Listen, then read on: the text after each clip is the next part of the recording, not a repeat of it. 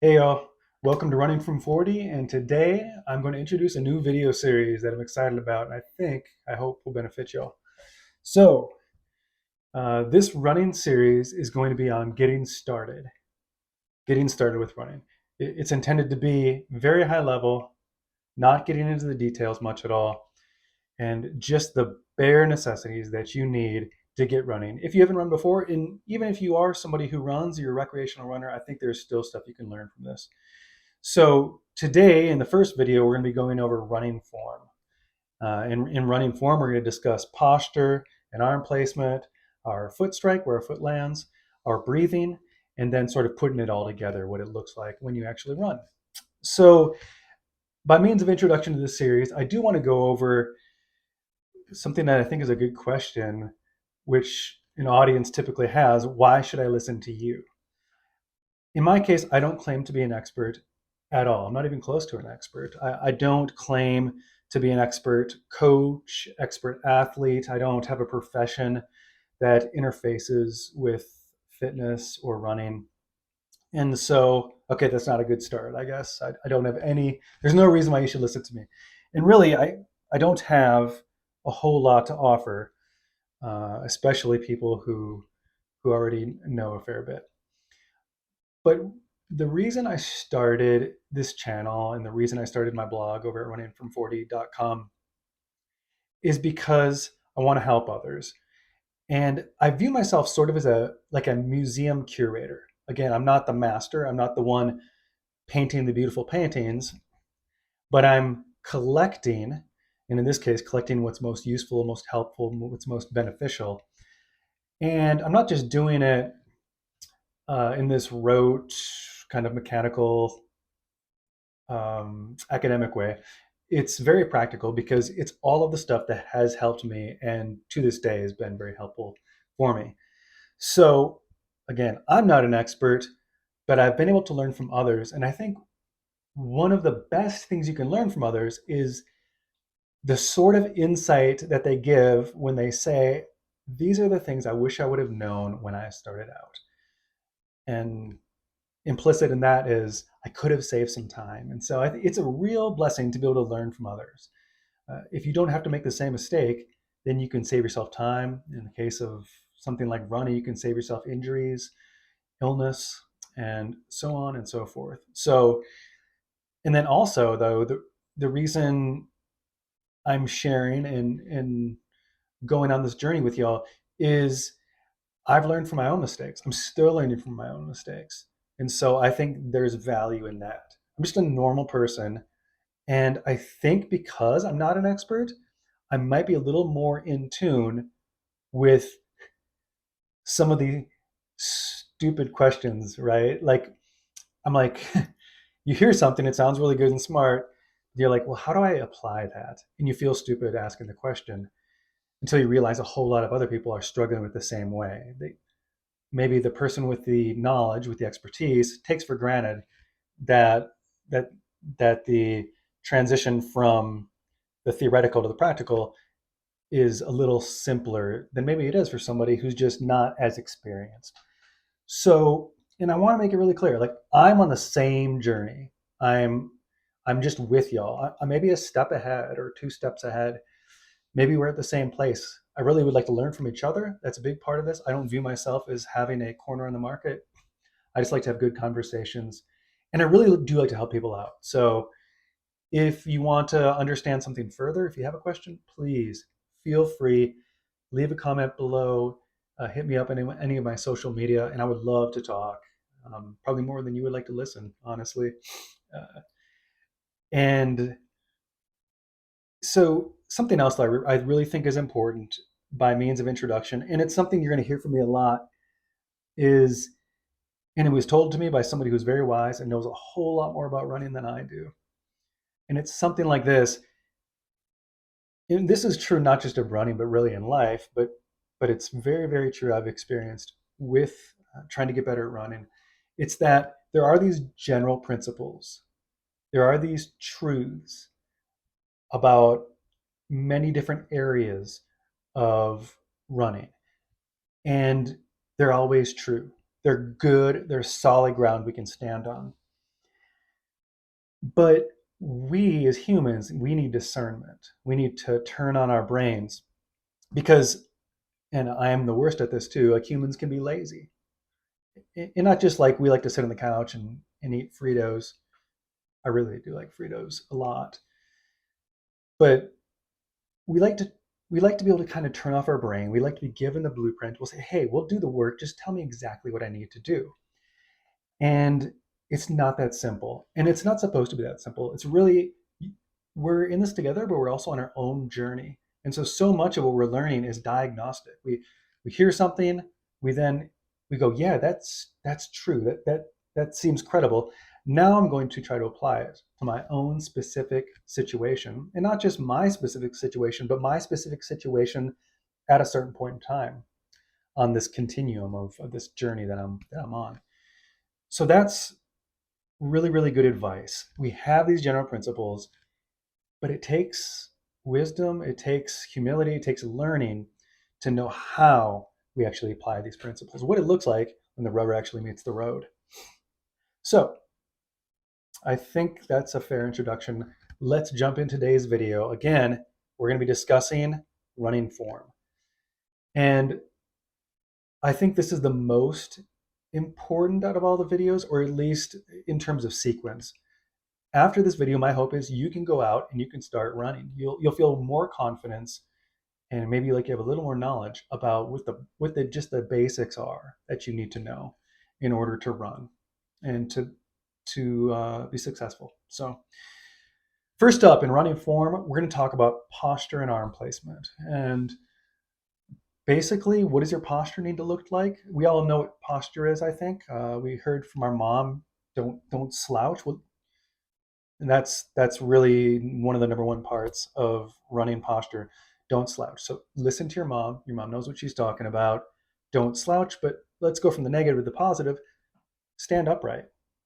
Sometimes we overcompensate and we go from slouching to this overextended back arch thing, and that's really no healthier. So we're not going for that. Just a healthy, relaxed, upright posture. And I am going to be giving y'all some cues that I think are really, really helpful. Just these mechanisms that we can use to simplify processes. So you may be able to focus on one thing that, in effect, by doing it, you can satisfy or check a number of other boxes. So, in terms of posture, because when we're not thinking about it, I think our tendency is that inertia is to kind of go down. Even if we're not slouching, it's just to let go a little bit. So, I like to think of, and I do this often during my runs, just as a check, especially as the miles start adding up and you get tired. Imagine you have a string that's attached to the top of your head and it's being gently pulled up. So every time you kind of check yourself, you think, how's my posture? You go, oh, I'm a little down. Just remember, stand straight up. You want to be standing straight up, looking straight ahead. And yeah, that's it. I would say also one of the big keys with all of running form is to be relaxed. And and so when you're standing upright, and this is going to transition into your arm placement, you want your shoulders not to be like this. You want your shoulders to be relaxed too. Your whole body should be relaxed, okay? Standing upright. And then where do your arms go? Your arms are going to go with your hands at about chest level. I know you can't probably see this, but it's going to, well, I'll stand up and I'll make, right, it's going to be like this. You can see my microphone now, but something like this from the side. It looks like this about, and you're ready to run when your arms are like that and when you're standing upright. So there we go. We've got it. We now know to have good posture when we're running. It may sound self-evident, but to clear out the clutter, to know the most important things that we need to know, the most basic things, posture is extremely important, not just in life, but in running too. So that's number one. The second part of running form that I think is really important for us to understand at least a little bit is our foot strike. And that means, where is our foot landing on the ground relative to our body? A lot of times you'll hear this argument of, well, where should your foot, where should you be striking your foot? Should it be a heel strike, a forefoot strike?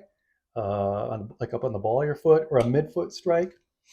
And there can be some merits to that conversation, but there needs to be a lot of qualifiers, and it's a lot more nuanced than we might than it might initially seem at face value. So the most important thing is not where you strike your foot, back, middle, front, as much as where does your foot land on the ground when you're running relative to the rest of your body. And it's a very straightforward, simple answer. And it makes sense when you think about posture. Posture is upright. Where should your foot land? It should land directly underneath you. One big mistake that a lot of recreational runners make, and you even see this with more accomplished runners, that they will heel strike by virtue of overextending. And what I mean by that is instead of having your step land underneath your center of mass, it is you're kind of reaching. And what happens then is you are heel striking, but you're heel striking by virtue of that reaching movement where you have this leg that's getting straight and it's going out in front of you. You're overstriding, and overstriding is really what we want to get away from. It may help you to think about it like this, where you can maybe imagine that you have this invisible line going through your body, and it goes right through your head, right through your ear, all the way down. And when it gets to that foot that's just made contact with the ground when you're in the running motion, it should go right through the ankle. Okay. So everything should be centered and balanced. And and that might still seem difficult. I still think that that is a bit of a difficult concept when you're running. So one thing you can focus on is is actually the in the running motion is your steps being light, being quicker. And I don't mean to make things intimidating. You might say I'm not quick at all. I just plop when I run. But you at least want to be aiming in the right direction. And so a cue here, I would say, a couple of good ones that I've heard are running like you're a ninja, sneaking up on someone. Now, don't take this to the extreme where you're running on your tippy toes, but the idea is that your steps are quick. Another one, like you're running on hot coals. You don't want your foot to be in contact with the ground for too long. So that foot strike should land right underneath you. And just, again, a really good cue is having quick steps. If you do have a watch that tells you your cadence, now if this is overwhelming, just put your fingers in your ears and don't listen. But if you do have a watch that tells you your cadence, if you have a cadence of aiming for a cadence, now this is going to vary, but at least 170. A lot of times I'm right around 180 or above. That is just having that quicker cadence means that you're stepping more often and your foot is landing underneath you instead of stretching out in front of you. Okay. And you don't want to do that. You don't want to overstride. It's not efficient, and it also is a sure way to get injured. So there we go. We have our foot strike. Next up, breathing. Okay, just like everything else, breathing should be relaxed. It should be nice and deep. It should have a good rhythm, a good consistent rhythm to it. All of these things I'm discussing right now, I'm going to drill down deeper at some point. But right now, just think about your breathing being consistent, relaxed, and coming from the belly. It's very, very common for people when they breathe, especially when they're doing athletic things, when they're not maybe super used to it, is you'll see breathing happen from the chest. We don't want to do that. When we breathe, when we inhale, our belly should start to stick out and become harder. And one of the huge benefits of this, there's actually a lot of benefits it has on your cardiovascular system. But one of the big benefits you'll see is actually one they may not consider, and it's really beneficial for beginning runners, is it stabilizes your core. Because once again, you heard a little bit of this when I talked about foot strike, we don't want to plop. Running is all about efficiency and energy. And the better you get at it, the more you're able to move in a way that is efficient. And so when your core is nice and stabilized, when your foot comes down, it's immediately ready to pop you back forward as opposed to sinking into the ground and collapsing. So there you have it, breathing. And now, last but not least, putting it all together. What does it look like when you're putting all these things together? You thinking about, your posture and your arm placement. You got that kind of right, and your foot strike. You're trying to work on that, and you're breathing and all these things. What does it look like when you put it all together? Well, one thing that is key for running at any speed is we want forward motion. And all that means is, and this may again seem self-evident, but we're running forward. We're putting all of our energy into moving forward. So this means not a lot of side to side movement with our arms. We're not crossing our midline, swinging our arms wildly. You'll see this a lot with people. If you just watch people when they're out and running, it might sound like a creepy thing to do. I totally, when I see people out running, I'm like staring at them. I'm like, I'm just watching your running form. But you'll see this, right? Or just bouncing too high up and down, real dramatic, um, exaggerated movements up and down. Conserve your energy, move forward, and think of yourself like a train. You're like this locomotive type movement. You're on the tracks and you're moving forward. Minimal side to side movement. And here are a couple of things to think about again when you're running. And again, this from a very wise person who's helped me a lot, Dr. Mark Cucuzzella, who I'll talk a lot more about and use a lot of his uh, videos and books as resources. When we run, it's like we're going on springs. Our feet are springs. And this doesn't start, you don't start out naturally being able to do this really, really well.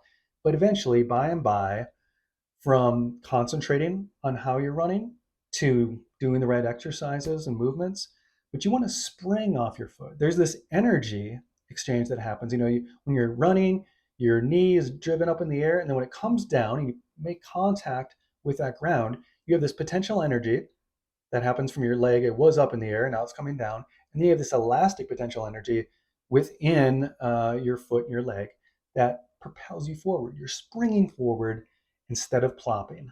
Instead of collapsing, you're springing forward. And one good cue here that I heard, and it sounds a lot cuter when my toddler says it. I have him say it whenever I'm like helping him put on his pants or his boots or something. I say, push with your tush.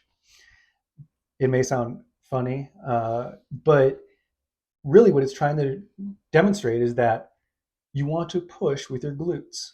When you're running, you're propelling yourself forward, and your glutes need to be activated, just like your core needs to be activated, just like you need to be breathing with your belly. And when you're pushing in that way, you're taking the strain off of your quads. A lot of people are quad dominant runners, and we need to instead be activating our glutes. We're not very good at this because, again, a lot of us sit down. We have sitting jobs. Even if we don't have a job where we sit, we just like to sit a lot. So we're sitting on our butt instead of strengthening it. So that's a big part of it. But again, I'm not going to get deep into that. I will link some videos and whatnot to help if you want to go a little bit deeper. So again, push with your tush. So here's our recap today. Running form. First video in this series on getting started. What's important? Posture and arm placement. Upright, arms with your hands at the chest. And when you're moving, straight forward, nice and relaxed. Your foot should land directly underneath you, under your center of mass. Run like a ninja. Run like you're trying to sneak up on someone, or like you're running on hot coals. Quick, springy steps. Your breathing, again, should be relaxed and with the belly. Relaxed breathing can help all of this other stuff fall into place. And then you want to spring forward with lateral movement as you're putting it all together and you're actually trying to gain forward movement. I will say this, even these basics can be very overwhelming. Don't stress out too much. Just take it easy. If you're going for a run, spend a few minutes thinking about one of these things, then the next few minutes think about another one maybe, or maybe spend the entire run focusing on the one thing, next run focusing on the next thing. Don't overwhelm yourself, especially when you're starting out and you're running at lower speeds. As long as you're taking it easy, there's very minimal risk for injury. And that does transition well into the next video, which I want to introduce real quickly, which is going to be on volume and intensity. Basically, how much you run and how hard and how fast you do it. And That's going to be a whole video, but right now I'm just going to say run slowly, run easily. Don't overdo it. You should be able to sing a song while you're running. You should be able to have a nice conversation without feeling too winded. And so please, please, please, before we get into that, you'll really limit your potential for burnout, for injury, for illness. If you just take it easy, make it fun, make it enjoyable. Um, if you're somebody that likes to push it and go hard, don't worry, I am too. And I want to show what that proper balance looks like, but that's going to be down the road some. I am going to link some resources here in the description that some of the things that I think are really good and apply to the things we've gone over. And then I'm also on my blog, runningfrom40.com. I will be uploading a resource page there too. And I hope that's a help to everyone. I'm going to try to structure it in a way that is simple and makes sense. So once again, thank you so much for watching this video. Please watch some other videos if you like. I think it's there. I never quite remember. I think like subscribe's up there. You can do any of that if you'd like. And yeah, please tune in the future for the rest of the videos in the series. And until then, take care, y'all.